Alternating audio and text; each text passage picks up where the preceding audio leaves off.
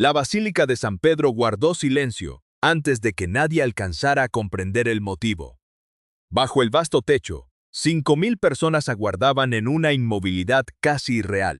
10 hombres vestidos de blanco permanecían de rodillas ante el altar, suspendidos en el instante, previo a una transformación irreversible. Frente a ellos, el Papa León XIV sostenía una sola hoja de papel doblada, que ya había alterado el orden invisible del Vaticano antes de emitir un solo sonido. Aquella ordenación del Domingo del Buen Pastor estaba diseñada para disolverse en la perfecta burocracia del rito. Una homilía previsible, una bendición solemne y una procesión que desaparecería bajo el sol de Roma antes del mediodía. Sin embargo, la atmósfera que se respiraba bajo la cúpula no era la de la continuidad, sino la de una fractura inminente. El origen de esta tensión silenciosa se remontaba al 23 de abril de 2026. El avión papal había aterrizado en Roma tras un viaje de 11 días por África. Detrás quedaban Argelia, Camerún, Angola y Guinea Ecuatorial. Pero la geografía del dolor humano no se había quedado en las pistas de aterrizaje. El pontífice había caminado por prisiones, estadios y escuelas. Había mirado a los ojos a niños sin zapatos y a madres que no habían comido esa mañana. Quienes lo acompañaban notaron el cambio de inmediato. El Papa descendió del automóvil más despacio que de costumbre. Ofreció la sonrisa formal que la curia esperaba, pero no se detuvo. No hubo conversaciones de cortesía, ni la calidez diplomática habitual del Vaticano. Fue directo a su residencia en la Domus Sanctae Martae. Durante el vuelo de regreso, había pasado horas junto a la ventanilla, contemplando el desierto del Sahara en absoluto silencio, con un peso oculto tras la mirada. Esa noche no cenó, no abrió la carpeta de informes de su escritorio. Encendió una sola lámpara en su estudio privado y comenzó a escribir a mano, solo, sin teólogos ni asistentes que moderaran su tono. El catalizador de la crisis fue un borrador, una página que se filtró desde el despacho privado del Papa y terminó en las manos de un veterano cardenal de la curia. El purpurado la leyó, cerró la puerta de su oficina y permaneció 1 hora en silencio. Lo que León XIV había redactado no era una pieza ceremonial. Era un mensaje directo que desafiaba la estructura misma de la institución. Antes de que se encendiera la primera vela, el domingo por la mañana, la presión ya se desplazaba por los apartamentos privados y las conversaciones selladas donde no se guarda registro. Se hicieron llamadas de 9 minutos desde apartamentos privados y se organizaron encuentros nocturnos en salas sin ventanas, sin actas y sin café sobre la mesa. Un pequeño grupo de altos funcionarios llegó a una conclusión unánime. La homilía debía ser modificada. Sin embargo, sabiendo que el Papa ya había rechazado las advertencias iniciales, buscaron otra vía. 2 cardenales acudieron a la residencia de los 10 ordenandos, jóvenes de Italia, México, India y Arabia Saudita, para advertirles que el Santo Padre usaría palabras más fuertes de lo habitual y que debían preparar sus espíritus. Mientras tanto, los rumores llegaron a la prensa. Un periódico italiano publicó un párrafo anónimo advirtiendo que la homilía dominical podría sorprender a la Iglesia. En pocas horas, la frase fue traducida a 11 idiomas. Corresponsales veteranos reservaron vuelos de urgencia y las cámaras se redirigieron hacia la Plaza de San Pedro. El Vaticano guardaba un silencio denso que solo aumentaba la expectativa. El sábado por la tarde, el viejo cardenal que había servido a 3 papas solicitó una última audiencia de 5 minutos. Al entrar, advirtió al pontífice que los fieles esperaban paz el domingo, no provocación. El Papa se volvió despacio y le preguntó qué llamaba él paz. La respuesta del cardenal reflejó la lógica del sistema: familiaridad, comodidad, algo que no sacudiera los cimientos. Fue entonces cuando León XIV le extendió el borrador. A mitad de la lectura, las manos del cardenal comenzaron a temblar. Aseguró que el texto no sería bien recibido por muchos de ellos. El Papa, con una sonrisa cansada, replicó que entonces era la homilía correcta. El Papa advirtió que la Iglesia llevaba demasiado tiempo en la puerta decidiendo quién entraba y quién no, y que esos 10 jóvenes debían saber, antes de cruzar el umbral, qué clase de sacerdotes la institución ya estaba cansada de tener.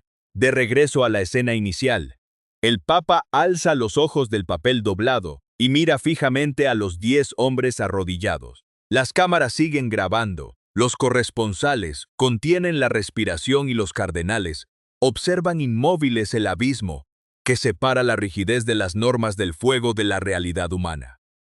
El aire se ha vuelto pesado bajo la gran cúpula. La primera frase del pontífice es pausada, pero la fuerza interna de sus palabras ya avanza implacable hacia el centro mismo del poder, planteando la interrogante definitiva. ¿Está la estructura dispuesta a romperse antes de permitir que la verdad cure el dolor que ha pretendido ignorar? La voz del Papa León XIV rompió la inmovilidad de la basílica con una calma perfectamente modulada. Sus primeras palabras aliviaron de forma imperceptible la tensión en los bancos delanteros, donde algunos cardenales exhalaron con la vaga esperanza de que los rumores hubieran superado la realidad. Pero la tregua duró apenas un instante. El tono del pontífice cambió, descendiendo hacia una gravedad que no necesitaba elevar el volumen para golpear las paredes de mármol. Mirando fijamente a los 10 hombres arrodillados, el Papa expuso la primera gran grieta entre las estadísticas oficiales de la institución y la realidad del mundo exterior. La creciente y medible distancia entre las personas y la Iglesia. En lugar de ofrecer el discurso de comodidad que la curia consideraba indispensable para mantener la fachada de paz, León XIV formuló el mandato que redefiniría la mañana. Les exigió mantener la puerta abierta, permitir el ingreso de los desamparados y estar dispuestos a salir a buscarlos. Entonces pronunció la frase definitiva, aquella que ningún alto funcionario olvidaría. Ustedes son un canal, no un filtro. El impacto de esas palabras no provocó gritos ni movimientos bruscos en el templo, pero transformó el espacio por completo. La simplicidad del lenguaje hizo que cada fiel comprendiera el mensaje al instante, y que cada burócrata eclesiástico supiera con exactitud hacia dónde estaba apuntando el golpe. En las filas traseras, un joven diácono llegado de España se inclinó hacia adelante con los labios entreabiertos, mientras el sacerdote a su lado asentía despacio, reconociendo el eco de una verdad largamente sepultada. En el sector de la prensa, la veterana corresponsal que llevaba 20 años descifrando los silencios de Roma, detuvo sus dedos un segundo antes de comenzar a escribir en su computadora a una velocidad inaudita. Mientras tanto, en la primera línea del poder, los rostros de los purpurados permanecieron petrificados. El Papa no ofreció concesiones. Prohibió a los nuevos sacerdotes esconder la puerta santa, bloquearla o transformarse en un obstáculo para los que intentan entrar.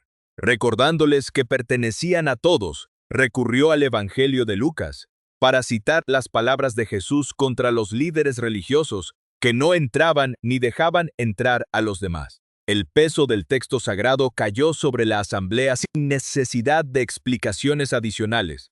2 cardenales bajaron la cabeza en una honda reflexión, y el anciano secretario de Estado cerró los ojos, asumiendo el fracaso de su gestión diplomática de la noche anterior. La resistencia del sistema se manifestó en esa quietud defensiva, en el silencio denso de quienes veían sus jerarquías cuestionadas en público. El Papa prosiguió denunciando que existen comunidades que sofocan y grupos que son fáciles de integrar, pero imposibles de abandonar, desmarcando a la Iglesia de Cristo de esas dinámicas de control. Al apartar las páginas escritas para hablar con el corazón, León XIV consolidó el verdadero núcleo del conflicto institucional. Les pidió no ser sacerdotes de la puerta que deciden quién es digno, sino servidores que ayudan a la humanidad a cruzar el umbral. Cuando la homilía terminó y el pontífice regresó a su cátedra para plegar la hoja con minuciosidad, la atmósfera de San Pedro ya no pertenecía al viejo orden. La ceremonia de ordenación debía continuar bajo una muesca de gravedad inédita. Los 10 hombres se postraron boca abajo sobre el frío pavimento de mármol mientras se cantaban las letanías, asumiendo un ministerio que acababa de ser redefinido ante los ojos del mundo. Al finalizar la misa, el Papa recorrió el pasillo central con la misma mirada fija y desprovista de saludos con la que había entrado.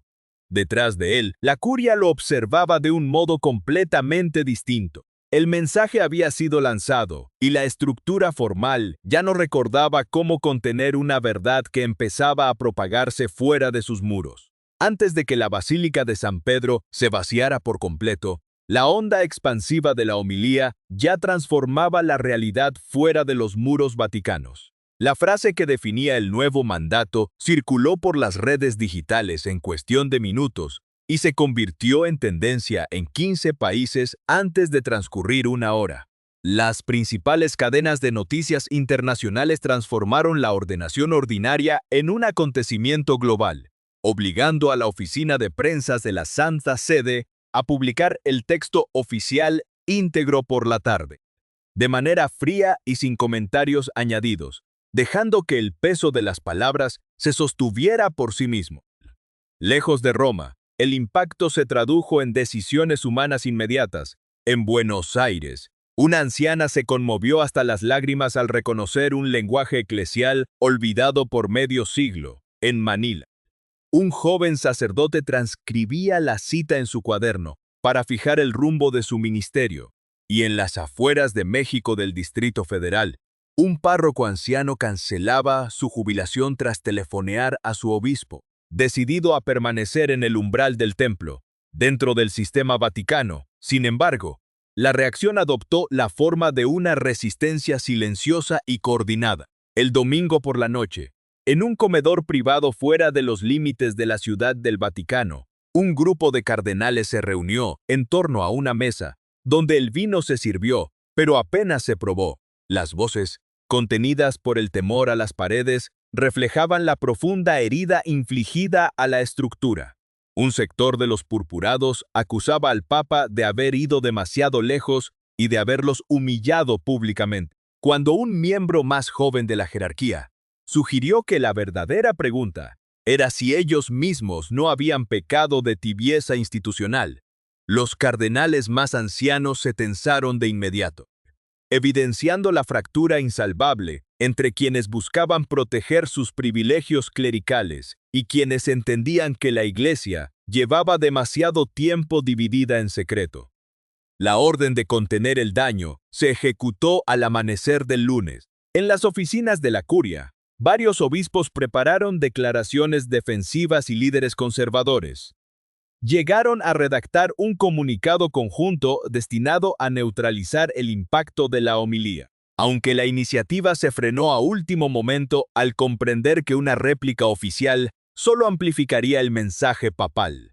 Frente a esta maquinaria de sutil oposición, el Papa León XIV opuso una firmeza granítica basada en el silencio absoluto y la acción directa. El pontífice declinó ofrecer conferencias de prensa, suspendió la emisión de mensajes audiovisuales y rechazó recibir a los cardenales que exigían una nueva audiencia formal para mitigar el conflicto. Su respuesta consistió en regresar a la austeridad de su rutina y en reafirmar su postura ante los mismos individuos que el sistema pretendía moldear. El lunes, el anciano cardenal, que originalmente había intentado censurar el borrador, acudió a su despacho desprovisto de carpetas o advertencias burocráticas, conmovido por la reacción global. Admitió ante el pontífice que se había equivocado al priorizar la comodidad frente a la verdad.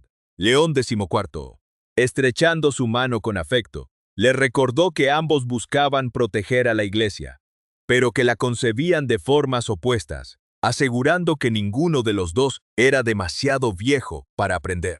Al ser interrogado sobre si sentía temor ante las consecuencias del cisma interno, el Papa desnudó su único miedo real, la posibilidad de permanecer callado, mientras los burócratas del templo continuaban cerrando las puertas a los hombres. La tensión institucional alcanzó su punto de máxima intensidad el martes por la mañana. En lugar de convocar a una asamblea general o emitir un decreto aclaratorio que complaciera a la curia, el Papa León XIV decidió citar a los 10 nuevos sacerdotes en su estudio privado de la Domus Sanctae Martae. El encuentro se estructuró bajo una modalidad rigurosa y carente de testigos. El pontífice recibió a los jóvenes de uno en uno, de forma estrictamente individual, para confrontar directamente sus almas con el mandato de la basílica. A cada uno de ellos le formuló la misma y punzante pregunta: ¿qué es lo que habían escuchado realmente el domingo? Uno a uno, los nuevos presbíteros ingresaron al despacho papal, sabiendo que sus respuestas no pertenecerían a los informes oficiales, ni a las actas de la curia, sino al núcleo de una batalla espiritual que amenazaba con reconfigurar el ejercicio del sacerdocio ante una estructura jerárquica que observaba la escena con una mezcla de parálisis y silenciosa hostilidad. Las respuestas de los 10 nuevos sacerdotes en el despacho de la Domus Sanctae Martae terminaron por consolidar el quiebre definitivo con el viejo orden. Cada uno de los jóvenes enfrentó al Papa León XIV con una lectura desprovista de las fórmulas teológicas ensayadas en los seminarios. Uno habló de puertas abiertas, otro de luz y un tercero rompió a llorar al recordar a su propia abuela, quien se había alejado de los sacramentos 20 años atrás, porque un clérigo la hizo sentir rechazada. El pontífice escuchó aquel llanto en silencio, sin interrumpir, validando el sufrimiento humano por encima de cualquier protocolo. Cuando el último de los ordenandos abandonó la habitación, el secretario privado entró para informar que los periodistas internacionales exigían con urgencia una declaración aclaratoria ante el revuelo mundial. El Papa negó con la cabeza despacio y sentenció que la homilía ya había sido la declaración. Al ser cuestionado sobre qué se les diría a los cardenales indignados que aún esperaban en los pasillos, León XIV clavó su mirada en él y aseguró que la curia escucharía esas palabras las veces que fuera necesario, hasta que finalmente las comprendieran por sí mismos. A mitad de la semana, la marea provocada por la proclamación pública de la verdad ya era imposible de contener o mitigar por los mecanismos habituales del sistema. Las escuelas religiosas de 3 continentes incorporaron el texto papal a sus cátedras de estudio. Los párrocos rurales comenzaron a citarlo en las misas cotidianas, y un obispo en Sudamérica transformó el mandato en una política oficial al publicar en el sitio web diocesano que, a partir de ese día, nadie más volvería a ser rechazado en la puerta del templo. En ciudades situadas a miles de kilómetros de Roma, la frase se transformó en un código de reconocimiento mutuo entre los fieles desencantados. Un recordatorio silencioso de que aquello que la burocracia eclesiástica había censurado por décadas volvía a ser pronunciado con la autoridad de la cátedra de Pedro. En Nápoles, un hombre que llevaba 20 años sin pisar una iglesia entró tímidamente a una parroquia un martes por la tarde. El sacerdote, en lugar de exigir confesiones o juzgar su ausencia, lo miró desde el altar y le dio la bienvenida con un simple asentimiento de cabeza, permitiéndole ocupar un banco trasero en paz. Este flujo constante de experiencias vivas despojó al Vaticano de sus máscaras institucionales, exponiendo la rigidez de una estructura que priorizaba el control de los fieles sobre la compasión evangélica. Mientras las historias de acogida se multiplicaban en decenas de idiomas sin necesidad de comunicados oficiales, el Papa León XIV continuó con su agenda formal, como si nada hubiese ocurrido, recibiendo a diplomáticos, respondiendo cartas y bendiciendo peregrinos en la plaza. No necesitaba regresar públicamente al texto, porque la verdad ya trabajaba por sí sola en el tejido de la Iglesia real. Al caer la noche, antes de que terminara el mes de abril, el pontífice se retiró a caminar en soledad por los jardines vaticanos, deteniéndose exactamente ante el mismo paisaje arbolado donde pocos días antes el anciano cardenal le había suplicado que suavizara su lenguaje para no escandalizar a los poderosos. En la quietud del crepúsculo, Un grupo de jóvenes seminaristas pasó a cierta distancia riendo con timidez, sin notar la presencia del hombre vestido de blanco que los observaba desde la sombra. Uno de ellos llevaba un libro bajo el brazo, caminando con la ligereza de quien hereda un horizonte transformado por una sola hoja de papel doblada. El Papa León XIV, con el rostro marcado por el cansancio de la batalla institucional, pero con la mirada libre de derrota, contempló a los futuros pastores durante un largo instante, en la densa calma de la noche romana, mientras las primeras estrellas comenzaban a recortarse sobre la cúpula de la basílica. El pontífice murmuró para sí mismo las palabras que ya pertenecían a la historia y que resumían el sentido último de su misión. Mantengan la puerta abierta, simplemente mantengan la puerta abierta. El eco de lo sucedido bajo la cúpula de San Pedro se asentó sobre la ciudad del Vaticano y el resto del mundo, no como una tormenta pasajera, sino como una corriente subterránea que alteró de forma permanente el funcionamiento del sistema. La resistencia inicial de las esferas más rígidas de la curia se disolvió ante la abrumadora respuesta de la realidad exterior. El intento de redactar contradeclaraciones y los debates a puerta cerrada en comedores privados perdieron su fuerza frente a una dinámica que los altos funcionarios ya no podían centralizar ni contener. La burocracia institucional tuvo que aceptar que las directrices de control social y los filtros tradicionales de idoneidad habían sido sustituidos, en la práctica, por un principio de transparencia y acogida radical. La resonancia de la homilía transformó el debate abstracto sobre la supervivencia de la institución en una certeza compartida en los niveles más básicos de la comunidad creyente, a nivel local. Los cambios prácticos se manifestaron de inmediato en la vida de aquellos personajes que inicialmente cargaban con la vulnerabilidad de un futuro incierto. Los 10 nuevos sacerdotes comenzaron su ministerio bajo una regla que transformaba por completo su labor cotidiana. En un patio silencioso de Roma, tras la agitación de las primeras horas de ordenación, el más joven de ellos admitió ante su hermano la profunda marca que las palabras de León XIV habían dejado en su conciencia. Aunque ignoraba a quiénes decepcionaría en el camino o qué presiones recibiría en el futuro para cerrar el paso a los fieles, tenía la certeza absoluta de qué clase de sacerdote se negaría a ser. La vulnerabilidad de estos jóvenes, que días antes temblaban ante la advertencia de los cardenales en su residencia temporal, se transformó en la columna vertebral de una iglesia que empezaba a mirar de frente las heridas de las personas. La transformación de la realidad alcanzó también a los sujetos, anónimos y desamparados que el Papa había llevado en su memoria desde su viaje por África, aquellas prisiones oscuras, los estadios vacíos, las escuelas sin recursos y las estancias donde las madres no tenían alimento directo, encontraron una respuesta en la nueva actitud de los párrocos y obispos de las periferias globales. Las historias sencillas y desprovistas de espectacularidad mediática comenzaron a multiplicarse en decenas de lenguas. En la pequeña capilla de Buenos Aires, la anciana que se había puesto en pie, sosteniendo el rosario, recuperó un sentido de pertenencia que creía perdido de forma definitiva. Mientras tanto, en la soledad de su puesto en Manila, el joven presbítero que repasaba una y otra vez la grabación del Domingo del Buen Pastor, comenzó a aplicar la instrucción en su parroquia, asegurando que el umbral del templo dejara de ser una aduana espiritual para convertirse en un canal limpio hacia la fe. La narrativa encuentra su conclusión definitiva, devolviendo la mirada a la figura del Papa León XIV y al origen humano de su determinación.